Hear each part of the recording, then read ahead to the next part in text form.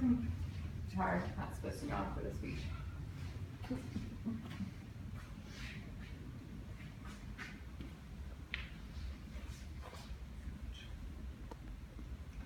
To volunteer is to give of your own self to another organization, person, or event within your community. I'm sure that we would all agree that we should give back within our communities, but how many of us actually do? According to the U.S. Bureau of Labor Statistics, only about 25% of people within the United States have volunteered between the year 2014 and 2015. It's only 25%. In the church, we've got a saying that about 10% of people will do 100% of the work. But did you know that the impact you can make on someone else's life can have everlasting results? I've seen firsthand the positive things volunteering and implanting of yourself in someone else's life can do. Twice in the past 10 years, we've taken in a homeless family to try and help them get back on their feet. We've seen firsthand what they have to go through to try and get assistance and the red tape that they have to go through to try and get help. In addition, I've heard testimonies from teachers and families on the difference that it makes when a child knows that they will have food to go home to on the weekends. That's another project within our county called St. Cloud Cares, where many churches within the county have all come together to ensure that every child identified as a low-income household is given a bag of food to take home on the weekends. However, the lack of involvement and volunteerism within our communities is having a lasting negative impact. The government cannot help keep everyone fed and housed and taken care of. By volunteering within your communities, you can play a part of a multitude of ripple effects. Volunteering within your community not only helps you to make a difference in someone else's life, but it can also make a difference in your life.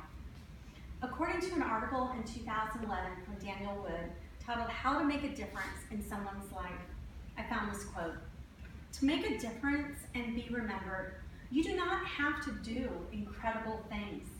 Just being there for the people around you can save someone from a meaningless life and help them lead the life that they were meant to live."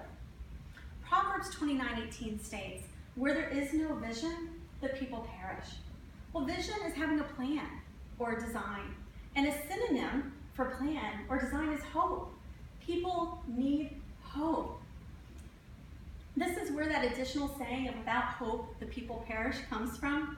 We all need to believe that there's a bigger plan, a purpose, a vision. Where we impart part of ourselves into someone else, we show that person their purpose and their vision and their plan.